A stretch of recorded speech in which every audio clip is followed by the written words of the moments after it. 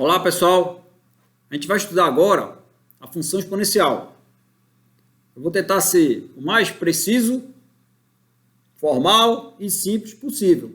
Só que eu não vou conseguir fazer todos os detalhes como nós fizemos para o caso da função de primeiro grau e da função de segundo grau. Vocês já viram que lá já deu bastante trabalho. E vocês já viram que o que vocês estavam estudando no ensino médio tem muita coisa por trás que faltava vocês estudarem. É porque não dava para fazer daquele jeito lá, vamos dizer assim, né? Por isso se faz daquele jeito mais corrido. Mas aqui a gente vai tentar consertar isso dentro do possível. Esse caso aqui vai dar um pouco mais de trabalho. O que eu vou tentar fazer é dar uma boa ideia do que acontece. E daí, se você quiser saber precisamente, eu estou indicando essa referência aqui. O título dela é A Matemática do Ensino Médio. Isso daqui significa que é o volume 1. Os autores são Elon Lages Lima, Paulo César Pinto Carvalho, Eduardo Wagner e Augusto César Morgado. É uma excelente referência para vocês tirarem dúvidas sobre a matemática do ensino médio, como eles colocaram como título aqui. Eles são muito precisos e eles tentam ser o mais simples possível também. Tá bom? Então, bora lá. A nossa função aqui, eu vou querer que seja uma função com domínio real, como é o nome da disciplina, né? Funções reais. Eu vou querer que ela chegue aqui em R e ela vai estar definida com essa lei aqui. Vai ser f de x, vai ser uma certa constante real elevada a x. Esse a eu vou pedir que ele seja positivo e diferente de 1. O caso em que o a é 1 não interessa para a gente, porque vai ficar 1 elevado a qualquer número, você sabe que é sempre 1, então seria uma coisa constante, não importa. O caso em que a é negativo, isso daqui também não interessa para a gente, porque eu quero que ela seja desse tipo aqui, ó, de R em R. Então, se você pegar, por exemplo, o A para ser, sei lá, menos 1, vamos colocar o A para ser menos 1. Menos 1, aí pegar o X para ser 1 sobre 2, ou 1 sobre 4, ou 1 sobre 6, ou 1 sobre 8, tem que ser uma coisa par aqui. Você vai ver, isso daqui é o quê? Nesse caso, é a raiz quadrada de menos 1. E você sabe que isso daqui não existe número real com essa propriedade. Então, quando eu pegava o x para ser uma coisa desse tipo, né, porque eu estou querendo que isso daqui seja real, então eu posso pegar x igual a meio.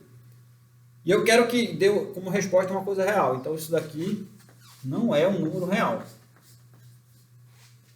certo? Então tá beleza.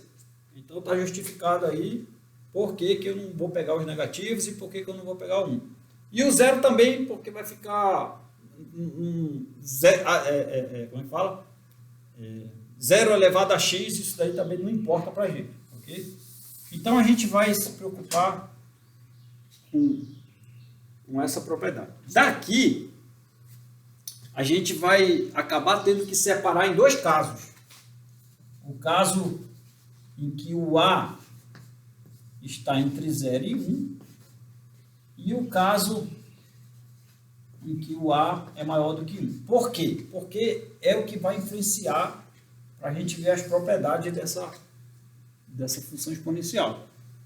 Você vai ver que é necessário separar nesses dois casos aqui. E precisa separar em outros casos, porque poderia ter outro, não. Basta esses dois aí. Ok. Vamos lá. Então, qual é o domínio dessa função? Qual é o domínio dessa função?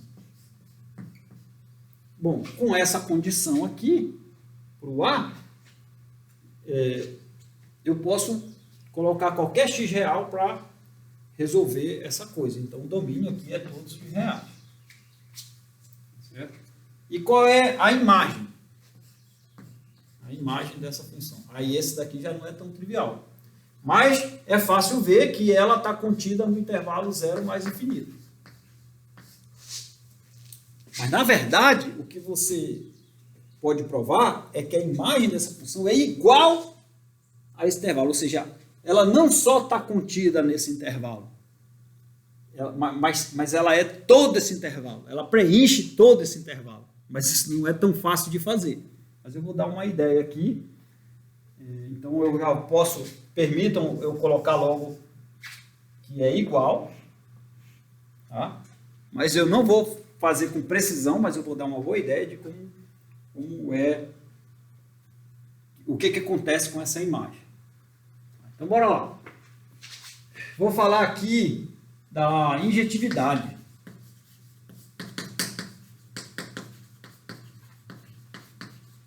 Da injetividade dessa função. Então, para fazer a injetividade, o que eu faço? Eu pego dois números quaisquer do domínio, mas eu já sei que o domínio é todos os reais. Beleza? E eu pego isso, tais que o f de x1 seja igual ao f de x2. Aí eu quero ver se o x1 é igual ao x2. Foi assim que eu defini injetividade para vocês. E mais iguais deve implicar em pontos do domínio iguais. Bom, então, né? O que você tem? A f de x1 é a elevado a x1. F de x2 é a elevado a x2. Beleza? Aí, o que eu posso escrever é o seguinte. Como isso aqui é uma coisa diferente de zero, então eu posso escrever assim, ó, a elevado a x1 sobre a elevado a x2, que é igual a 1, né? Eu dividi por a elevado a x2, uma vez que essa coisa é diferente de zero. Está aqui, ó. A imagem é sempre positiva. Eu já sei que não pode ser, verificar que isso daqui não pode ser zero é fácil, né? A elevado a x igual a zero. Existe algum x que resolve isso? Não tem, né? Não tem nenhum x real que resolva isso daqui. Beleza. Aí daí, você usa a propriedade lá de potência, isso aqui você aprendeu, isso é a elevado a x1 menos x2, produto de potência de mesma base, conserva a base, subtrai o expoente, e daí você sabe que isso daqui só é verdade se isso daqui for zero. Isso daqui só vai dar 1 se isso daqui for zero. Também lá das propriedades das potências. Então isso implica que o x1 é igual a x2 e pronto. Isso prova a injetividade. Beleza? Então, função exponencial, independentemente dos casos, ela é injetiva. Então não precisou, por enquanto, eu usar isso daqui. Tá certo? Beleza. Então, até aí está preciso, vamos dizer assim, né? Monotonismo. Preciso no sentido de que eu estou assumindo, né? Que você sabe essas propriedades, então... Beleza. Olha lá. Monotonismo. Aí o que eu tenho que fazer? Eu pego dois pontos quaisquer do domínio, novamente, só que eu pego um menor do que o outro, sempre. Então, eu vou... Seja o x1, x2 pertencente a R, tá que x1 é menor do que o x2. Certo? Eu tenho que provar o que isso aqui implica. Será que isso implica em f de x1 menor do que f de x2? Ou será que implica f de x1 maior do que f de x2? Eu sei que não vai implicar em igualdade por causa da injetividade lá. Não tem, então, só tem essas duas opções. A verdade é que a gente consegue provar que esse aqui, obviamente, é o caso em que ela é crescente, porque são dois pontos quaisquer do domínio, com essa propriedade está implicando nisso, ou seja, ela está sempre crescendo. E esse caso aqui ela é decrescente. Esse caso aqui, ele vai ser verdade se aquele A lá for maior do que 1. Certo? Então, vai ser nesse caso aqui que ela vai ser crescente. E esse caso aqui, ela vai ser decrescente se o A estiver entre 0 e 1, que é o outro caso lá.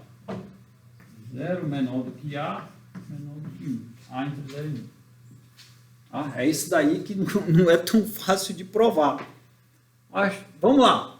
A ideia da prova é você analisar o que acontece com o f de x1 sobre o f de x2. Se você olhar lá atrás, o que a gente fazia era analisar f de x1 menos f de x2. Aí eu ia atrás de um sinal para isso. Aí resolvia a nossa guerra lá. Mas aqui isso não ajuda muito. O que ajuda é analisar isso daqui, a divisão deles. Porque, como eles são coisas positivas, eu posso fazer isso aqui. Porque se eu provar que isso é menor do que 1, por exemplo, eu estou provando que o f de x1 é menor do que o f de x2. Aí eu estaria provando esse caso aqui. Mas se eu provar que é maior do que 1, aí eu estou provando que o f de x1 é maior do que o f de x2. Aí daí eu estaria naquele caso lá. Certo? Beleza. Então é isso que eu tenho que fazer aqui. Esse camarada aqui, é exatamente isso aqui. É A elevado a x1 sobre A elevado a x2. É aquilo ali. E essa conta aqui é igual a isso. Então eu posso... Isso daqui, na verdade, isso daqui é A elevado a x1 menos x2. Né? É aí que está o detalhe agora, que não é tão trivial de você provar. Porque você prova que isso daqui, vou botar assim, essa coisa aqui, isso aqui é um expoente negativo. Né? Aí, o fato disso daqui ser menor do que 1 ou maior do que 1 vai depender desse A aqui. Se esse A, se ele for maior do que 1, você consegue provar que um número maior que 1 elevado a um negativo é sempre menor do que 1. Me dá como resposta uma coisa menor do que 1. Agora, se o A ele está entre 0 e 1, o que você consegue provar é que um número que está entre 0 e 1 elevado a um negativo, ele me dá como resposta um número maior do que 1. Isso não é tão fácil de fazer, porque eu estou pedindo que o expoente seja um número real qualquer. Então, você tem a questão dele ser natural, a questão dele ser inteiro, a questão dele ser racional e a questão dele ser irracional, que deve ser o mais complicado. Né? O caso em que isso daqui é um número natural e inteiro, não tem muita dificuldade, não. Agora, aí, os outros casos têm mais dificuldade. Talvez eu faça um vídeo falando sobre essa questão aqui. Aqui eu vou ter que assumir isso aqui por um momento para a gente avançar, beleza? Você pode ilustrar isso daqui só para ajudar um pouquinho, mas não prova nada. Vamos pegar um caso que o A é maior do que 1, por exemplo. A elevado a o A para ser 2. Aí vamos levar o 2 a um número negativo, vamos dizer menos 1. Isso daqui vai dar 1 sobre 2, né, que é menor do que 1.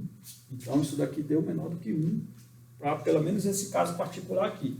Agora vamos pegar um número entre 0 e 1, vamos pegar 1 sobre 2, elevado a um número negativo. Vamos pegar, por exemplo, menos 1. Isso daqui vai dar 2, que é maior do que 1, é o que está acontecendo aqui. Mas como eu estou falando, isso não prova nada. Sempre que você pegar coisas racionais aqui e coisas inteiras aqui, vai ficar fácil de você saber se é maior ou menor do que 1. Mas a gente não está restrito só a esses casos. A gente está trabalhando com números reais. Então aqui pode ser irracional, pode ser racional, pode ser muita coisa. Então esse é o detalhe que falta fazer com mais carinho. Mas está feito aqui, ó. Beleza? Vamos ver se eu dou uma ideia em alguma outra aula. Então é isso, pessoal. Isso aqui está provando que f de x1 é menor do que o f de x2, ou seja, esse caso aqui, se o a for maior do que 1. E, portanto, quando a é maior do que 1, a função exponencial ela é crescente. E ela é decrescente nesse outro caso aqui. Tá beleza? Então, eu acho que a gente já pode falar aqui do gráfico, para terminar pelo menos essa aula. Não tão precisa assim, mas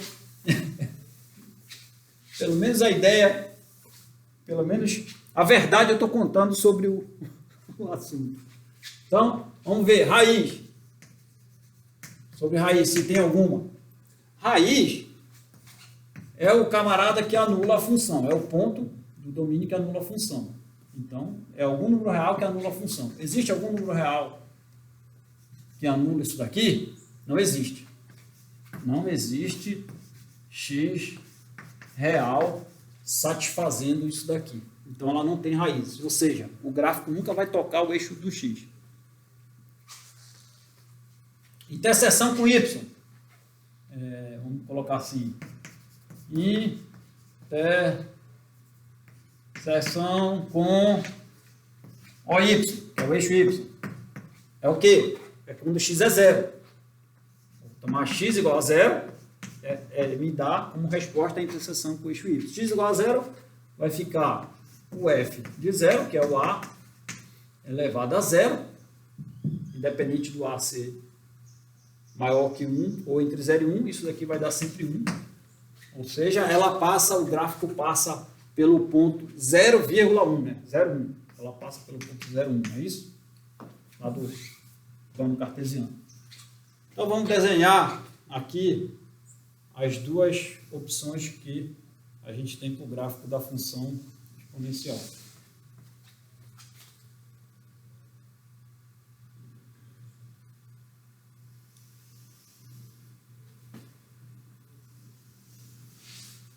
Aqui é a nossa reta real, o eixo do x, e aqui o eixo do x, aqui o eixo do y. Vamos colocar aqui o caso em que o a é maior do que 1, e esse aqui, o caso em que o a é o número entre 0 e 1. Eu já sei que em ambos os casos, ela passa pelo 0, 1 aqui. Quando o x for 0, o y é 1. Beleza? E eu já sei que o caso em que o a é maior do que 1, ela é crescente. Tá? O que vai acontecer, se você pelo menos fizer não dá para fazer isso com precisão. Mas se você fizer uma tabela, x, a elevado a x, você vai verificar, e baseado também no que a gente já sabe, o que a gente já sabe, né? Eu estou usando aqui, que a imagem dela, aqui é aberto, né? A imagem dela é todo esse intervalo aqui, a imagem dela é todo esse intervalo aí. Esse caso, A maior do que 1, ela é crescente, a gente já viu aqui, não pode crescer como se fosse uma reta, não tem como você sabe qual é a expressão de uma reta, você já viu lá, ela sempre do tipo A vezes x mais b, então não tem como ser uma reta. Então ela tem que crescer dessa maneira aqui. E aqui eu vou botar 3 pontinhos, né, para dizer que esse gráfico, ele nunca toca o eixo x, porque não tem raiz, e ele tem que estar todo acima, é claro, porque eu já sei que a imagem é toda positiva, e esse caso aqui, ela é decrescente, também nunca toca o eixo x, também, porque não tem raiz, então isso daqui agora é uma assíntota, tá certo? Então, pelo menos essas coisas aqui, ela já ajuda a construção, a justificar o gráfico desse jeito aí, mas é claro que precisa de mais coisa, né, que é o nosso mínimo, tá certo? Mas eu vou falar mais alguns detalhes sobre isso, que está faltando, é claro, né? Mas já é alguma coisa. Tá bom? Então, a aula é isso aí. Vamos para a próxima, né? Um abraço.